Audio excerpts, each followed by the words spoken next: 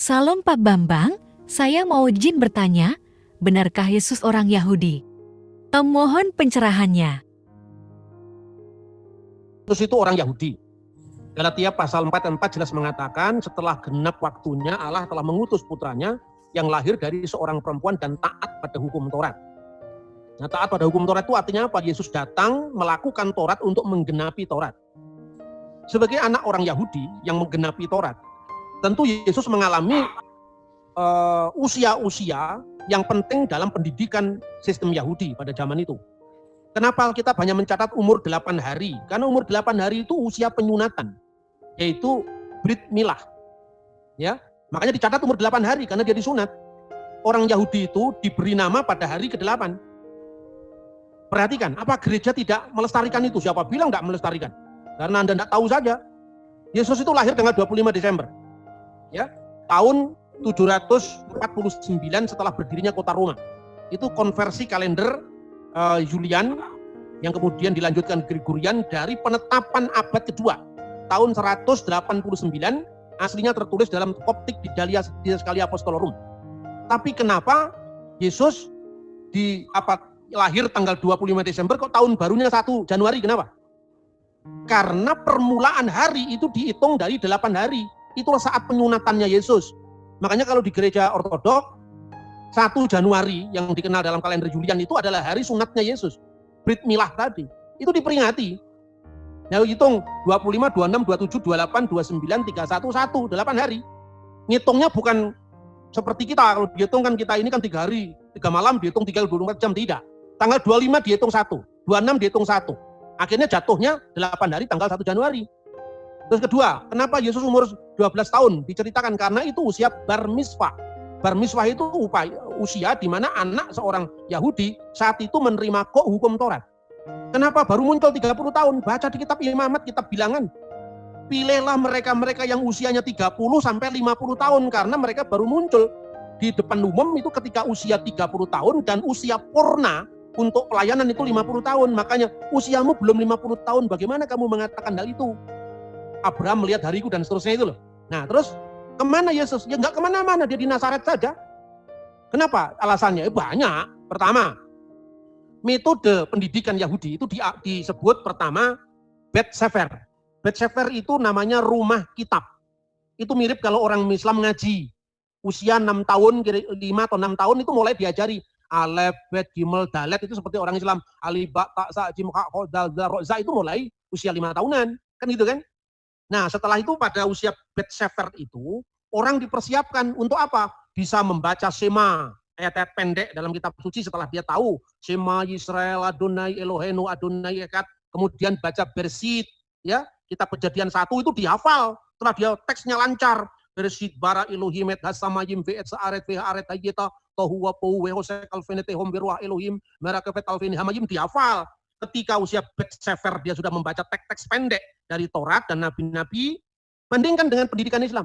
Usia seperti itu anak sudah mulai baca turutan, ayat pendek, juz amma, inna a'toina kal kausar fasolli li rabbika wankar inna saniyaka wal abtar. Shema Yisrael, Adonai Eloheinu, Adonai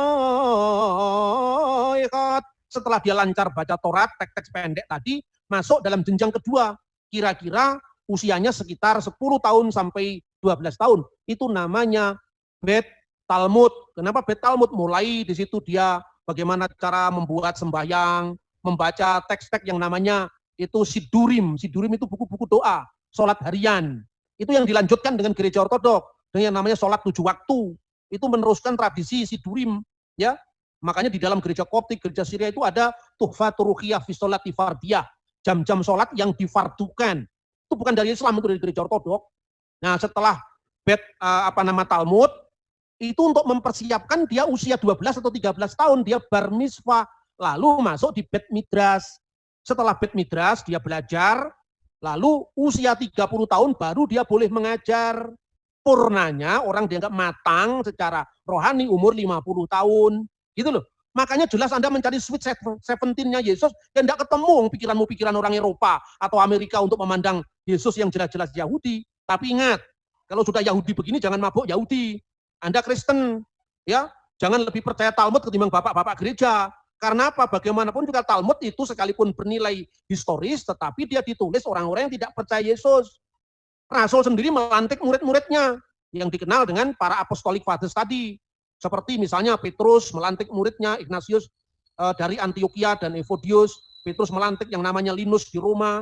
Andreas melantik orang di Konstantinopel. Itu punya kesinambungan sejarah yang disebut khilafah rasuliyah atau suksesio apostolik. Ini metode pembuktian bahwa ajaran yang diberikan Konsili Nikia, Konstantinopel, Efesus, dan seterusnya tidak berbeda dengan apa yang diajarkan Ignatius dari Antioquia. Ignatius tidak berbeda dengan diajarkan Rasul Petrus dan seterusnya. Jadi itu, maka saya berikan peringatan, jangan kemudian kita ini lebih percaya pada sumber Talmud ketimbang bapak-bapak gereja. Akibatnya apa? Kristennya mogol. Mogol itu apa? Kristen tidak Kristen, Yahudi nggak diakui. Kan itu kan? Nah, seperti zaman dulu londo burung Jawa tanggung. Jawa wis ra iso nembang, londo ra diakoni karena orang gawe sepatu. Ini yang terjadi pada zaman kekristenan yang kehilangan identitas karena kita tidak yakin dengan keyakinan kita sendiri, itu satu. Kedua, terjadi pergeseran ketika Bait Allah hancur. Tahun berapa? Tahun 70 Masehi, tepatnya tanggal 5 Agustus. Kira-kira jam 4 sore ruangan Bait Allah itu terbakar dan dicatat di mana? Di Yosefus, sejarah kuno bangsa Yahudi. Dicatat di mana lagi? Di dokumen yang namanya adalah Megilot Ta'anit, gulungan puasa. Sampai tanggalnya, bulannya, jamnya itu ditulis loh. Secara rinci. Makanya kok Anda ini berpikirlah historis itu rugi sendiri gitu loh. Nah ini yang saya sampaikan. Maka sejak abad kedua awal abad pertama akhir ini muncullah konsili Yahudi di Yamnia. Sejak saat itu kekristenan ditolak. Makanya perlu direkonstruksi. Ini Yahudi yang mana yang Anda buat acuan ini? Kalau Yahudinya Tovia Singer, itu Yahudi mesin jahit itu nggak bisa dijadikan rujukan karena itu Yahudi modern. Makanya percaya dengan metode yang saya sampaikan tadi. Ketika bicara tentang keilahian Mesias, Qumran. Jangan hanya melihat catatan Yahudi di abad kedua Masehi ke atas. Itu saya kira ya. Begitu juga tentang itu, apa Bet Midrash. Berarti Yesus itu belajar dari rabi mana? Alkitab mengatakan, bagaimana dia memperoleh pengetahuan seperti tanpa belajar. Tanpa belajar bukan berarti Yesus buta huruf, tidak. Dia tidak belajar menurut metode para rabi yang sudah muncul aliran-aliran kerabian. Yesus punya hikmat langsung dari surgawi, tetapi secara manusia dia tetap melalui jenjang-jenjang pendidikan sama seperti orang Yahudi yang lain. Itu artinya tunduk pada hukum Taurat. Dalam Galatia 4 ayat 4, dan pada zaman Yesus secara arkeologi Bet Midrash belum terpisah dari sinagoge lokal.